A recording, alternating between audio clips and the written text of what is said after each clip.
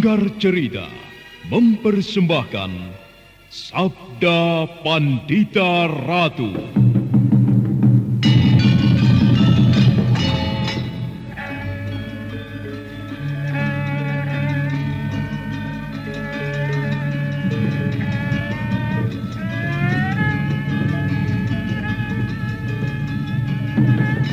Kureguk anggur Mahadewa, kucicipi madu sabdanya. Bumi kuremas dalam genggamanku, matahari dan rembulan kutelan dalam perutku.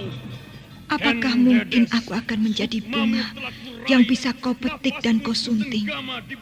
Sementara jika layu, akan kau campakkan begitu saja, seperti cermin retak yang tak berharga.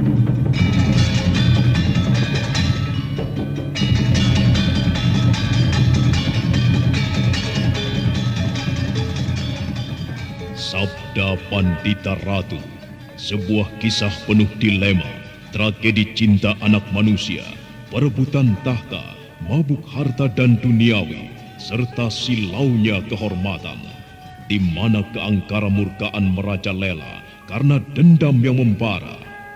Kisah ini berlatar belakang berdirinya Singasari.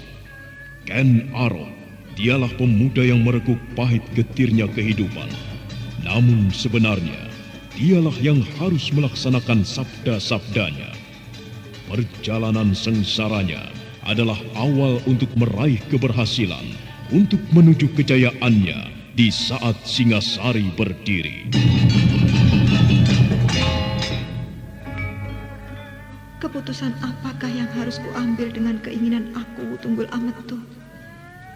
Aku sangat mencintaimu, Kakang, karena kaulah orang yang pertama memercikkan api asmara. Kendedes, aku pun sangat mencintaimu.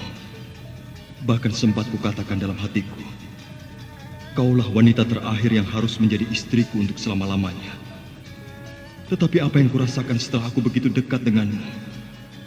Aku seolah-olah dihalangi oleh sebuah tirai yang mengerikan. Jadi bagaimana mungkin aku bisa memilikimu sepenuhnya? Kenapa kita harus mengalami hal ini, Kakang?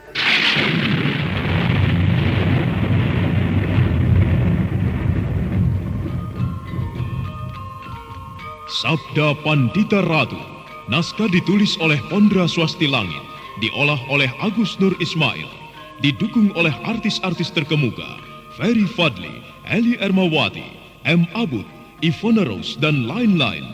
Teknik dan montase, Ibing Arifin, dengan sutradara Dian Pertiwi. Sabda Pandita Ratu kali ini mengetengahkan episode ke-8 dengan judul Sang Rajasa Triwikrama.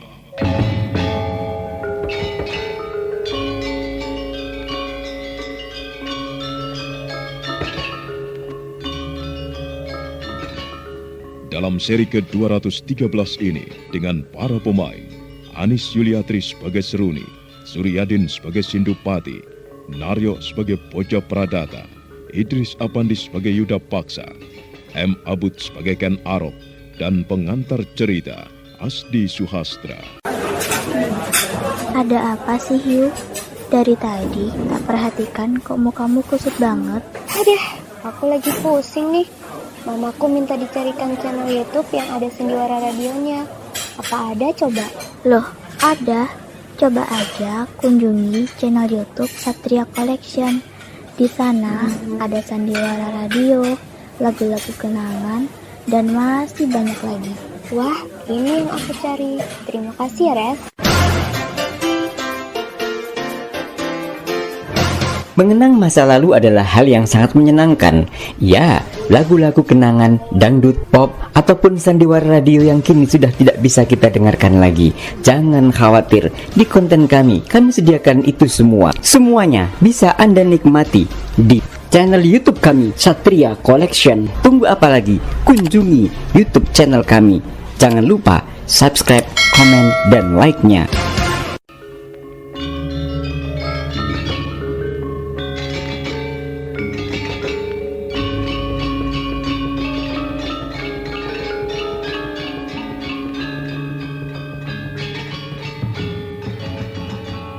Dendam yang ada dalam hati Seruni seolah-olah tak dapat terbendung. Keinginannya untuk bertemu dengan Rahastri Kandi adalah tujuannya yang utama. Sambil melangkah dengan wajah tegang, Sindupati mengikuti langkah kemenakannya dari belakang.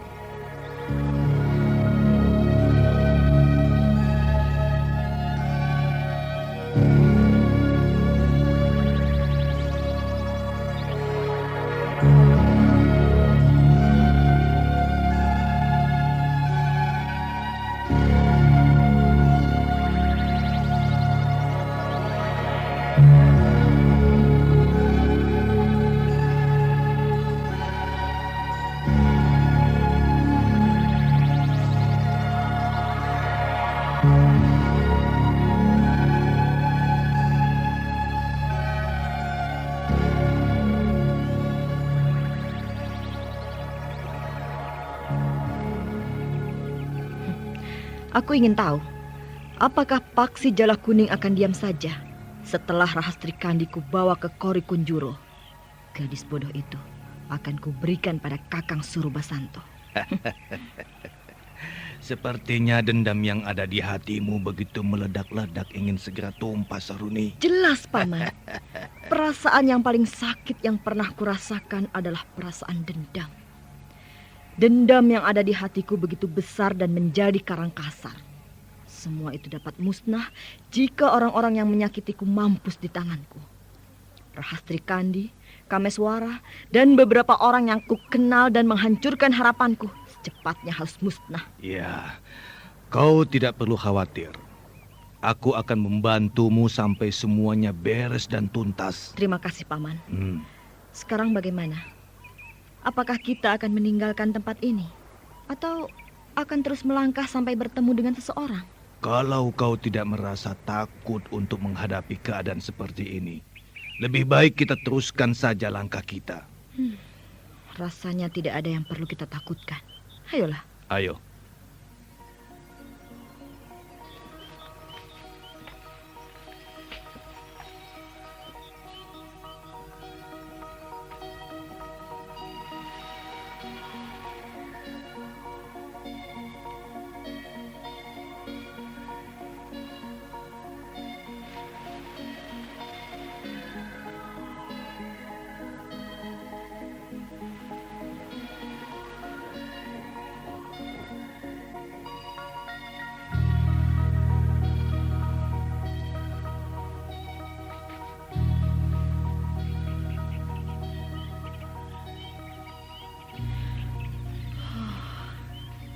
Tulang belulang yang ada di sekitar tempat ini sepertinya tidak ada habisnya. Apakah para penduduk desa ini tewas semua? Kukira begitu. Sudah, jangan terlalu kau pikirkan keadaan seperti ini. Nanti kau semakin cemas saja. Iya, Paman.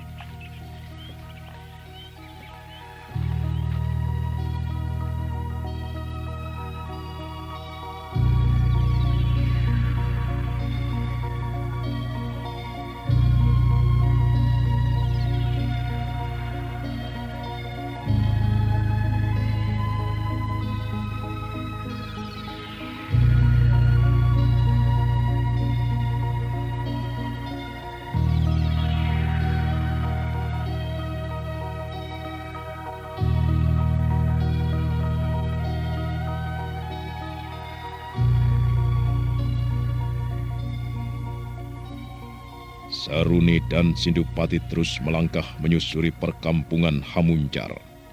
Suasana benar-benar sepi. Kicauan burung yang terdengar dari jauh pun seolah-olah tenggelam oleh deburan ombak. Ketika keduanya tengah melangkah, mereka tidak menyadari kalau ada dua pasang mata tengah memperhatikan dengan tajam. Dua orang yang mengintip Seruni dan Sindupati itu berada pada jarak yang cukup jauh dan berada di dataran tinggi.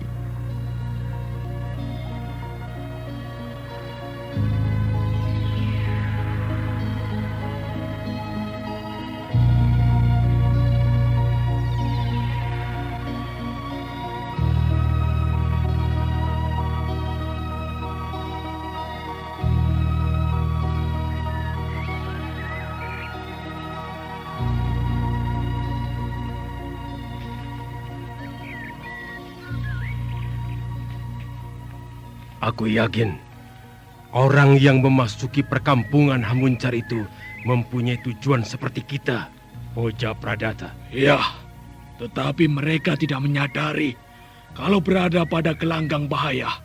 Kedatangan mereka sia-sia. Benar, mereka tidak menyadari kalau tengah berada pada mulut buaya yang suatu saat mencabik-cabik dan menelannya secara mengerikan. Menurutmu bagaimana? Apakah mereka kita beritahu saja? Jangan, tidak perlu. Kita masing-masing mempunyai urusan sendiri-sendiri. Dan kalau mereka mengalami nasib yang naas, berarti saingan kita untuk mendapatkan logam itu semakin berkurang.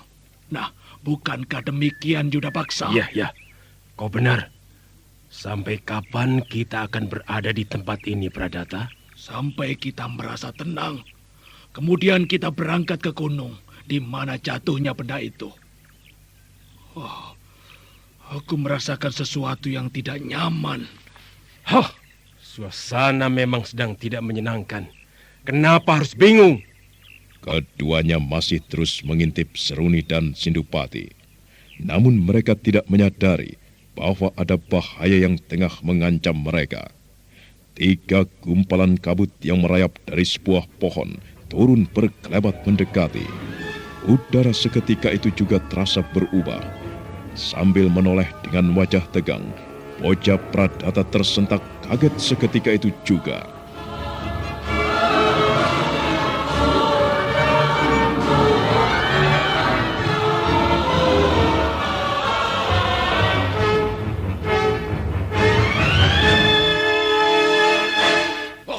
Yudapaksa, lihat. Kabut? Keparat. Kenapa kabut-kabut sial itu bisa muncul di belakang kita dengan cepat? Seharusnya sejak tadi kita menyadari keadaan. Karena kita terlalu lengah, akhirnya benda-benda laknat itu mengancam kita. Apa yang harus kita lakukan sekarang? Kita harus lari ke pantai. Hanya dengan menyelam ke air, kita akan selamat. Ayo, mumpung belum terlambat. Tunggu.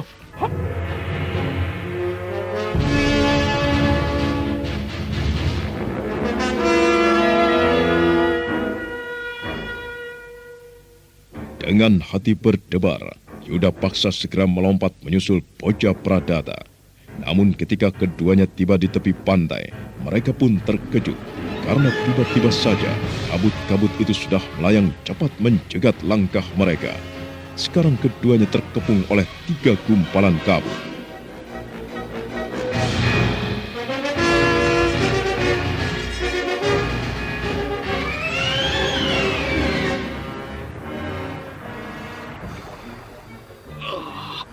Jahanam, kabut-kabut sial.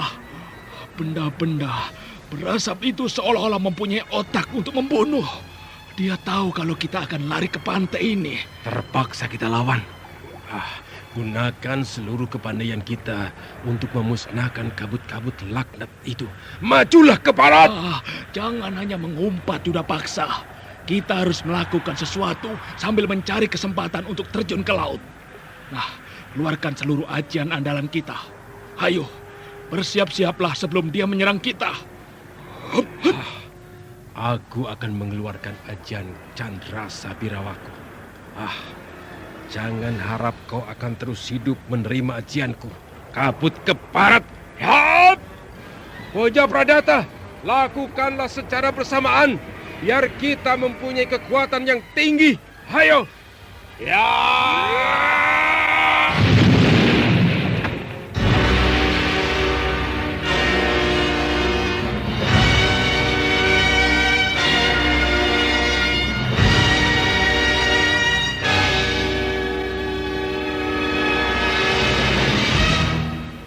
Ledakan keras terjadi.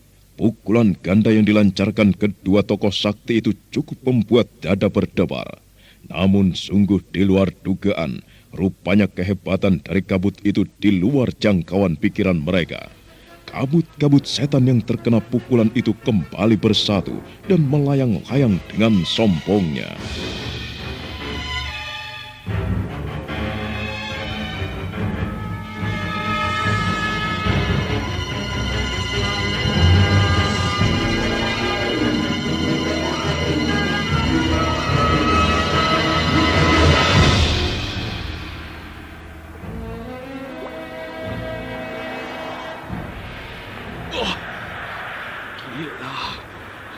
Makhluk macam apa ini? Kabut-kabut itu. Dia masih melayang dalam keadaan utuh. Celakalah kita sekarang, Pradata. Tidak, aku tidak ingin mati sia-sia di telan kabut-kabut jahanam itu. Kita harus mencari akal untuk memusnahkannya. Aku sendiri sedang berpikir bagaimana caranya. Hei, Pradata, kemana kau? Boja Pradata! Kunyuk, rupanya diam-diam kau menggunakan ajian Panglimunan. Aku harus menghajar kabut-kabut itu agar cerai-berai. Dengan begitu dapat meloloskan diri dan menyelam di air laut. Hop! Ya!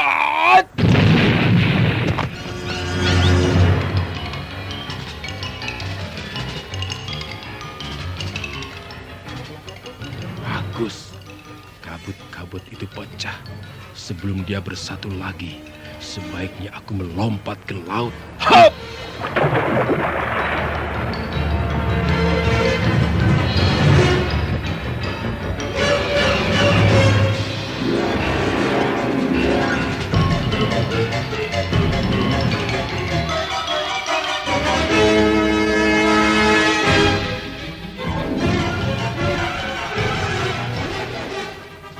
Yuda Paksa akhirnya dapat meloloskan diri dengan menyelam ke air laut.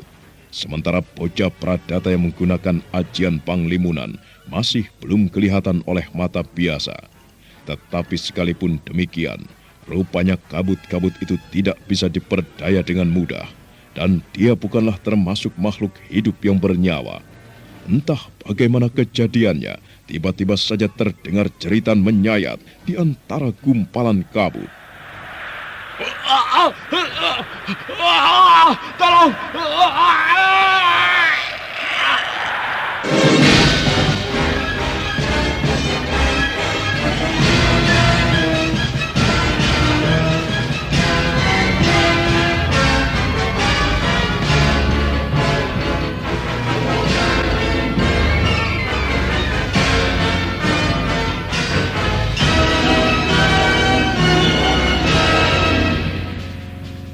Rupanya kabut-kabut setan itu telah melahap tubuh Boja Pradata.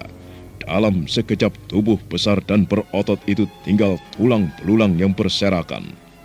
Dan setelah melahap mangsanya, kabut-kabut itu kemudian pergi. Sesaat setelah kepergian kabut-kabut setan itu, dari laut muncullah Yuda Paksa melangkah gontai.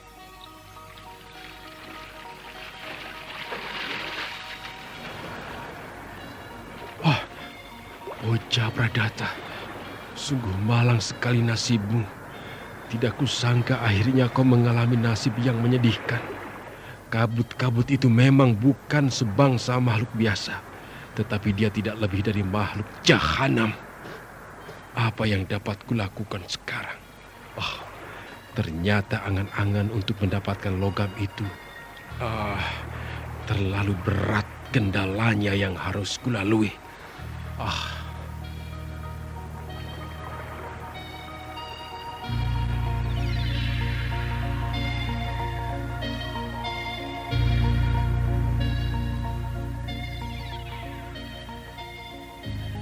Belum lagi ketegangan tentang kabut-kabut itu berakhir.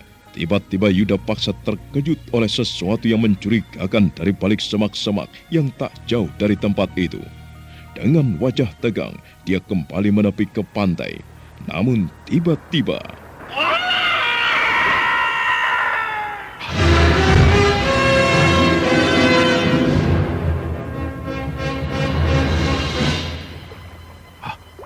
Suara auman itu mengingatkan aku pada seseorang. Ya, dia pasti Kenarok. Tetapi untuk apa dia berada di tempat ini? Apakah dia mengetahui bahwa aku berada di sini? Yuda Paksa, untuk apa kau merendam terus di air laut itu? Apakah kau tidak ingin meninggalkan tempat berbahaya ini? Siapa kau? Apakah kau singa liar dari padang karautan? Luar biasa. Sekalipun aku tidak menunjukkan diri, tetapi kau dapat mengenali suaraku. Kenapa kau berada di sini? Apa yang kau inginkan dariku? Pergilah dari tempat ini. Karena tidak akan kubiarkan siapapun menyentuh benda logam itu. Kenapa? Karena tidak ada yang layak mendapatkan benda itu. Siapapun orangnya, termasuk kau. Seandainya aku tetap memaksa untuk mendapatkan benda itu, apa yang ingin kau lakukan? Aku tidak akan melakukan apa-apa. Tetapi harus kau pikirkan sebelumnya apa akibatnya. Apakah tidak terpikirkan olehmu tentang kabut-kabut setan itu? Dan apakah kau tidak menyadari bagaimana keadaan temanmu sekarang? Lihatlah baik-baik tulang belulang itu, Yuda Paksa. Kau bisa bayangkan bagaimana kehebatan temanmu dan juga kehebatan seorang Sabalangit. Mereka sekarang telah musnah di cengkeram kabut-kabut itu. Sekarang tinggal kau, dan itu terserahmu jika memang memaksakan diri untuk mendapatkan benda itu. Aku rasa munculnya kabut-kabut itu adalah karena ulahmu. Kaulah penyebab munculnya malapetaka ini. Tutup mulutmu! Jangan menuduhku telah berbuat macam-macam. Jika kau masih ingin tetap hidup, sekali lagi, tinggalkan tempat ini.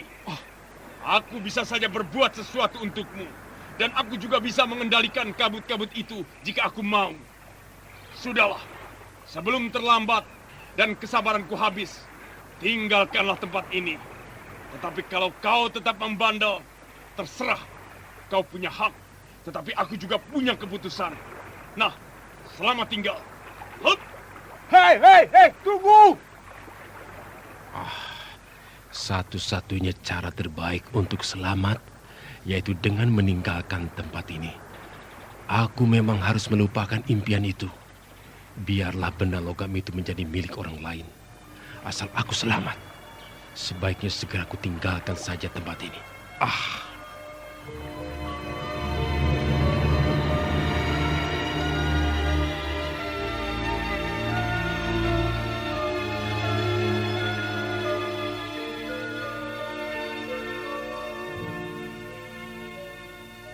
Akhirnya dengan hati pasrah, Yuda Paksa, bekas Tumenggung Kediri itu meninggalkan tempat itu.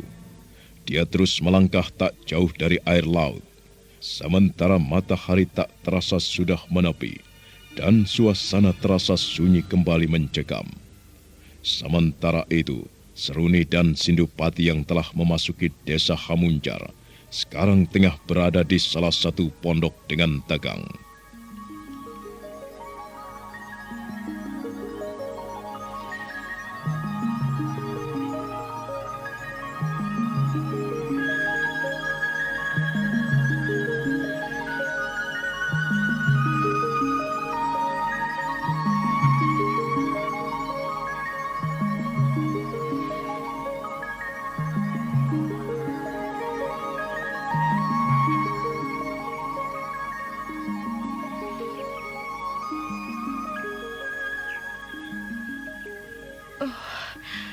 Di mana-mana tulang belulang berserakan.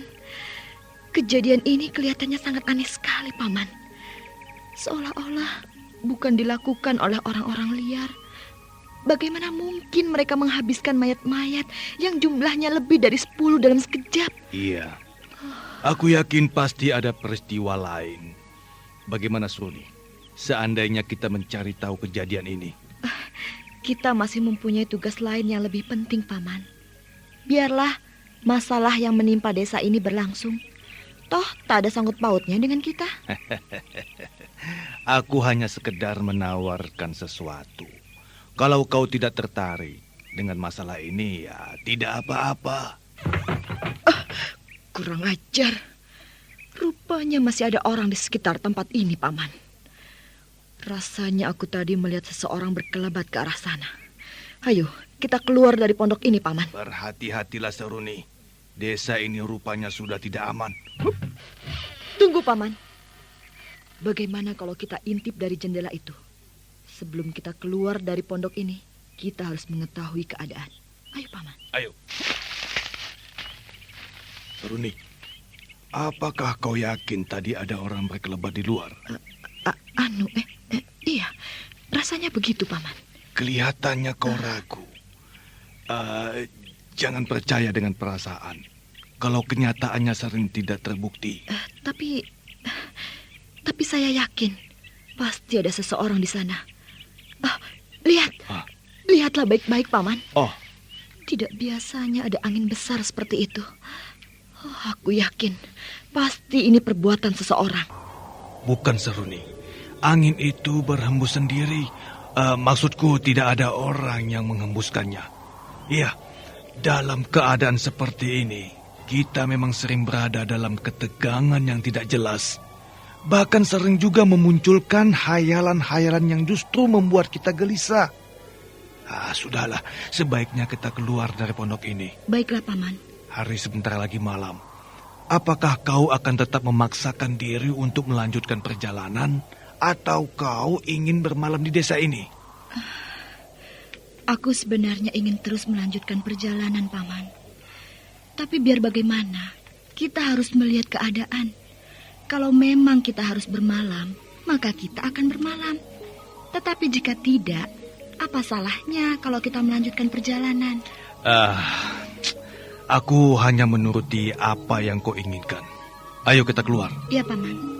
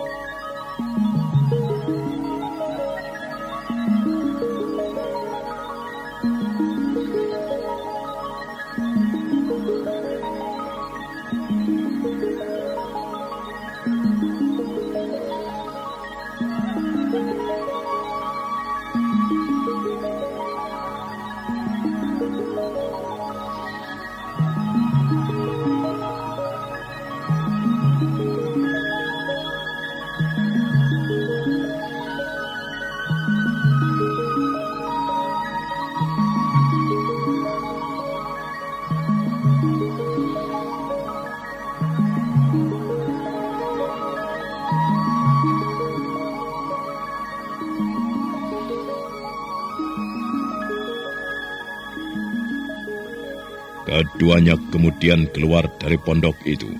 Namun mereka tidak langsung melanjutkan perjalanan.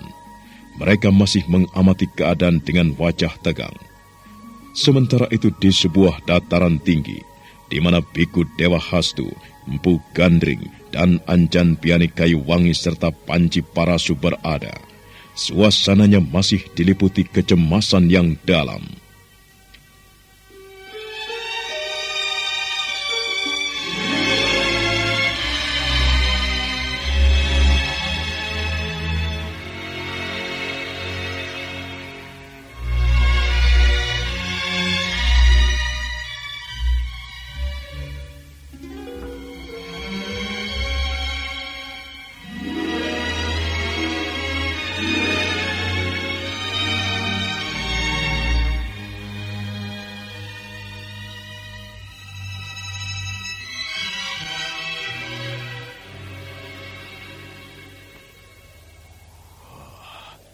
Kenapa Kameswara belum muncul juga?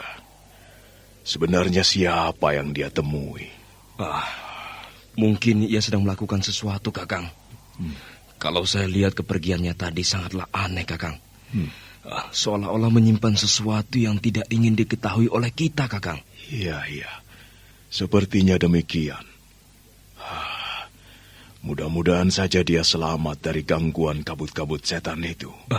Kakang, lihat itu. Kameswara. Paman. Maafkan atas kepergian saya. Mungkin saya telah mencemaskan Paman berdua. Dari mana sebenarnya kau? Saya baru saja menemui Ken Arok, Paman.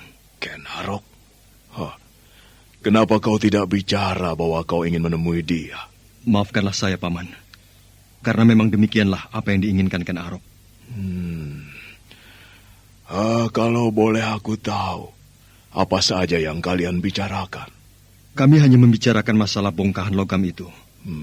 Menurutnya, bongkahan logam itu akan dapat dikuasai jika datang malam bulan purnama. Malam bulan purnama? Kenapa hanya pada malam bulan purnama benda itu bisa dikuasai? Entahlah, Paman. Saya sendiri tidak tahu. Tetapi yang jelas pada bulan purnama, kekuatan jahat yang dikandung benda itu akan berkurang. sedikitnya akan mudah untuk dijinakan. Oh, luar biasa. Benda itu seolah-olah mempunyai nyawa. Lalu, apakah Ken Arok yang akan menguasai benda itu? Itu pun saya belum mengerti, Paman. Tetapi sepertinya ia mempunyai niat demikian. Anak muda itu benar-benar aneh. Dan kehebatannya pun luar biasa. Sulit diukur. Kenapa Ken Arok tidak berminat menemui kita? Dia mengatakan tidak sempat, karena masih banyak sesuatu yang harus diselesaikannya.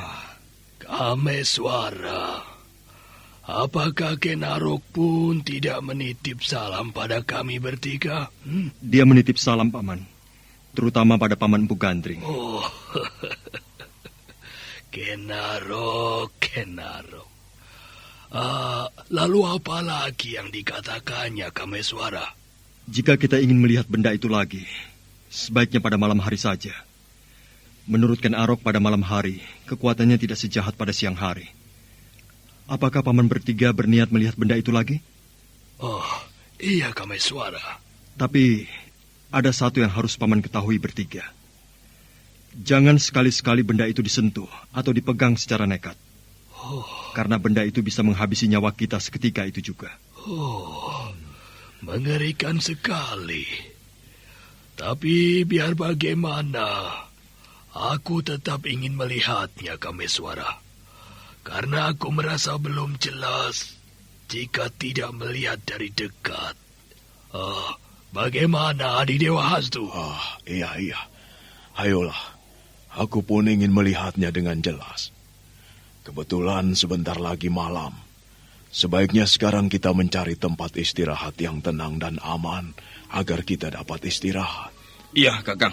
Ayolah. Ayo. Panji Parasu, ayo.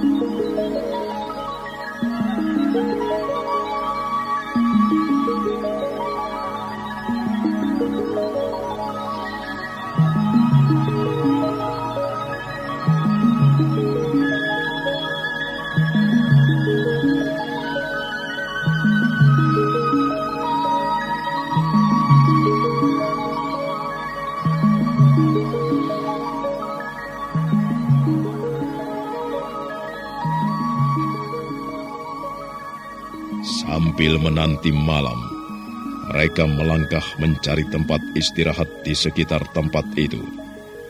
Sementara malam perlahan turun, serangga malam setia seperti hari-hari sebelumnya. Dan di sudut malam yang sunyi itu, Seruni dan Sindupati masih berada di desa Hamunjar. Keduanya tengah beristirahat di serambi salah sebuah pondok.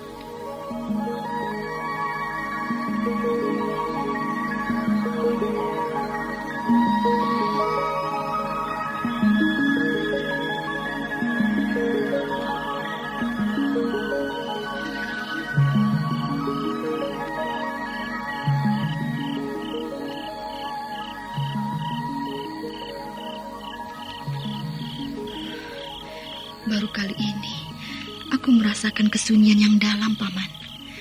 Sekalipun kita sebelumnya berada di tempat yang sunyi, tetapi kesunyian yang kita rasakan ini jauh lebih mencemaskan. Aku seperti merasakan ada sesuatu yang ganjil dengan desa ini, Paman. Mungkin saja desa ini menyimpan sebuah misteri yang mengerikan. Tapi bagi kita hal-hal seperti ini bukanlah sesuatu menakutkan. Kita sudah terbiasa menghadapi masalah yang berbahaya. Tapi perjalanan yang kita lakukan ini jauh lebih menegangkan dari yang pernah kualami. Ya, jika aku mengingat mereka, hatiku seakan-akan tidak bisa untuk diajak tenang. Kameswara, dialah bibit malapetaka dari kematian ayahku. Ayah, maafkanlah kebodohan anakmu ini. Aku begitu banyak dosa terhadapmu. Menyesal rasanya tidak bisa minta maaf pada saat menjelang kematianmu. Seruni, kepahitan seperti itu tidak perlu kau ingat-ingat kembali. Sekarang lakukan saja apa yang harus kau lakukan. Biarkan ayahmu tenang di alamnya sendiri. Tapi aku menyimpan dendam yang tidak habis-habisnya, Paman. Dendam memang harus terbalaskan. Biar bagaimana mereka harus bertanggung jawab atas kematian ayahmu.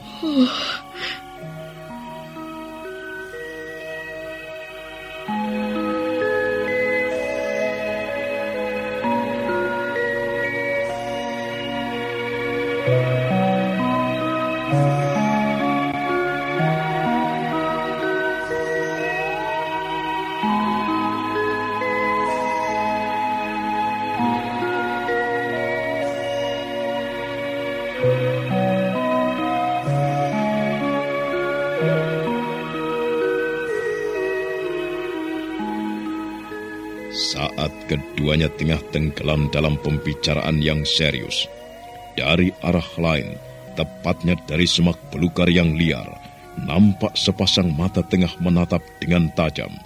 Sepasang mata itu nampak tajam dan liar.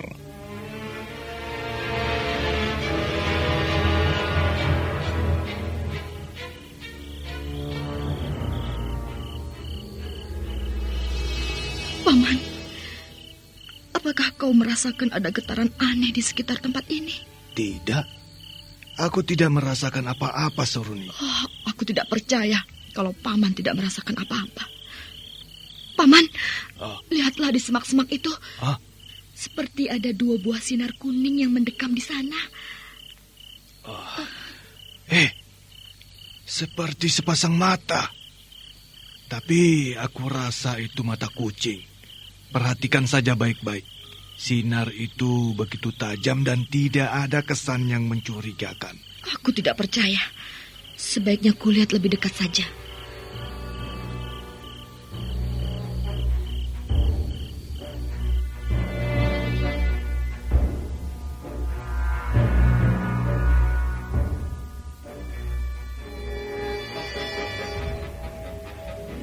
Setelah bicara demikian, Seruni segera bangkit.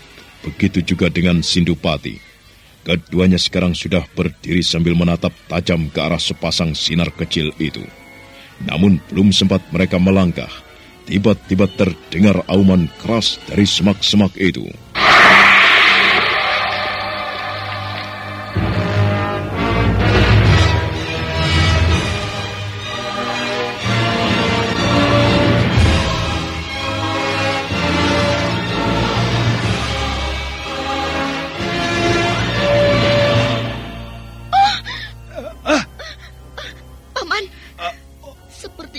Suara singa. Aku yakin itu pasti suara singa. Sekarang baru aku mengerti. Mungkin tulang belulang itu adalah perbuatan singa liar tadi, Paman. Paman, kenapa diam saja? Aku meragukan bahwa yang bersuara tadi adalah singa. Sekalipun suara itu jelas seperti auman seekor singa. Iya, lebih baik kita lihat saja dulu. Ayo. Iya.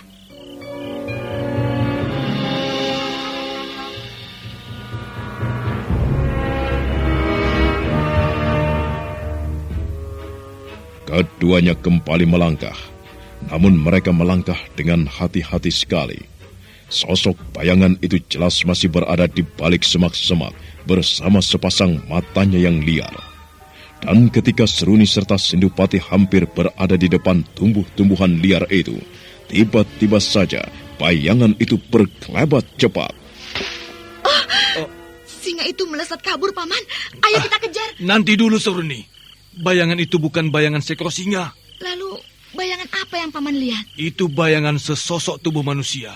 Apakah Paman tidak salah lihat? Tidak. Aku sudah menajamkan penglihatanku, Seruni. Dia memang bukan seekor binatang, tapi dia seorang manusia.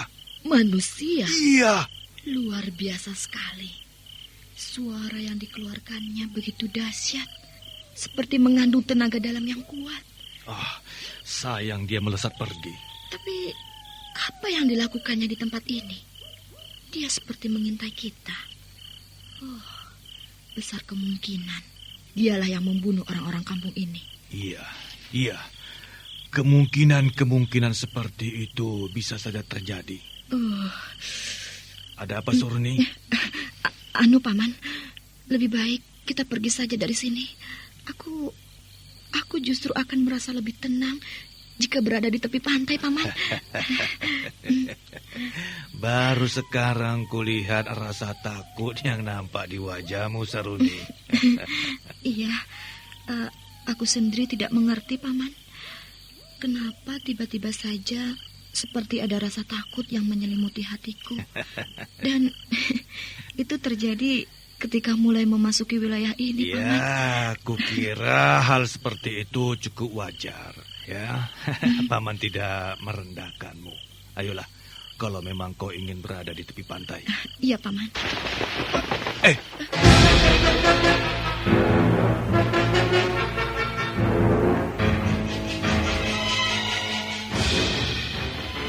Keparat. Makhluk itu rupanya terus menguntit kita, Saruni. Lihat, Paman. Ada yang mengendap-endap di atas pondok itu. Dia melesat lagi ke sana, Paman. Jahanam. Rupanya kita tengah dipermainkan makhluk brengsek. Saruni, ayo kita kejar. Tapi, Paman. Jangan takut, aku akan melindungimu. Ayo. Hup.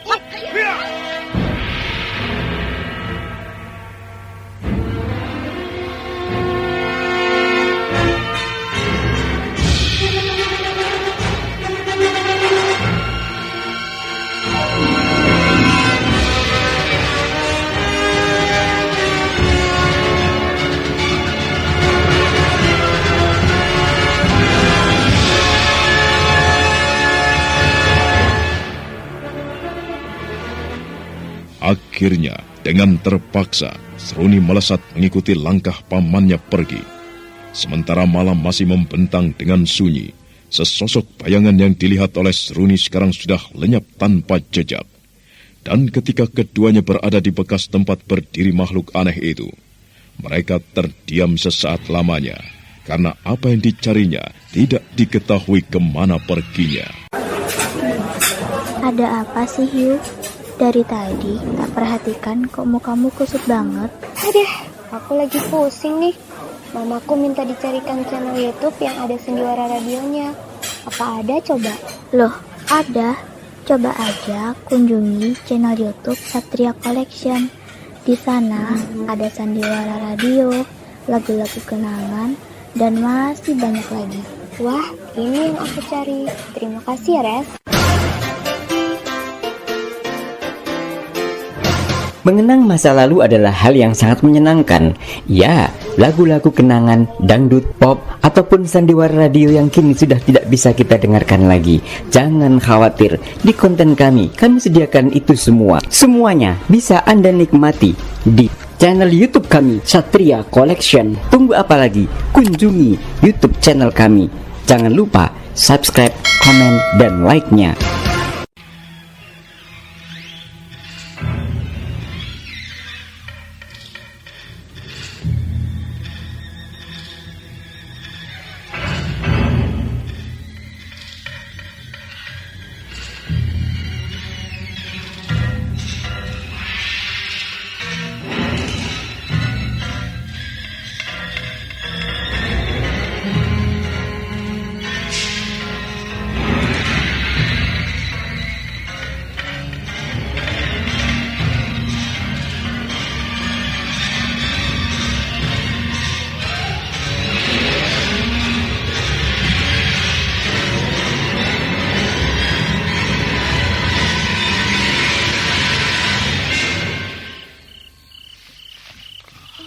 Kita benar-benar terkecoh. Rupanya makhluk itu memang sengaja mempermainkan kita, Suruni. Lalu sekarang bagaimana, Paman? Apakah Paman akan tetap mencarinya? Tidak perlu. Sebaiknya kita tinggalkan saja tempat ini. Ayo. Iya. Menurutku mungkin akan lebih mudah jika besok kita lakukan pencarian ini. Sebenarnya aku tidak terlalu penasaran untuk mencari tahu makhluk apa sebenarnya yang kita temui tadi. Kalau begitu, kita tidak perlu bersusah payah mencarinya. Ya, ayo kita kembali ke perahu. Mari, Paman. Hup. Hup.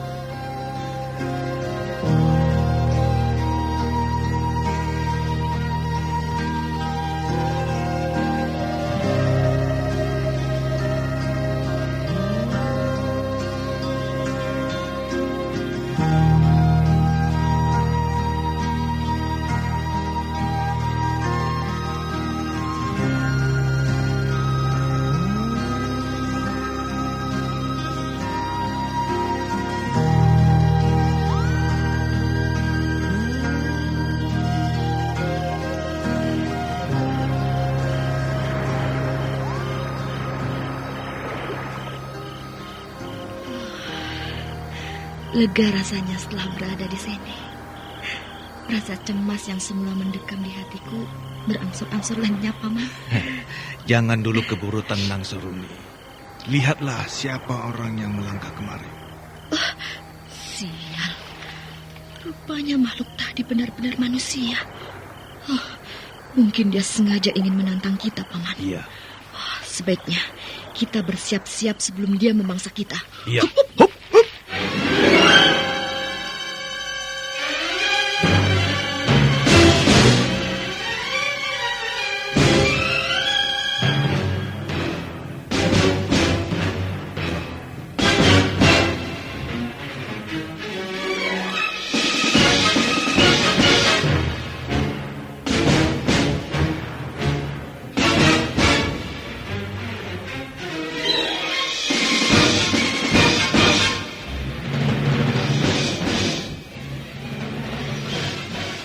Seruni dan Sindupati pamannya segera memasang kuda-kuda dengan gagahnya. Wajah mereka tegang, seolah-olah khawatir menyambut kematian yang akan menjemputnya. Sementara bayangan tubuh yang melangkah mendekati masih terus mengayunkan langkahnya tidak peduli. Nah, siapakah orang yang datang mendekati Seruni dan Sindupati itu? Saudara pendengar, untuk mengetahui jawabannya, ikutilah kelanjutan kisah ini dalam seri berikutnya. Sampai jumpa.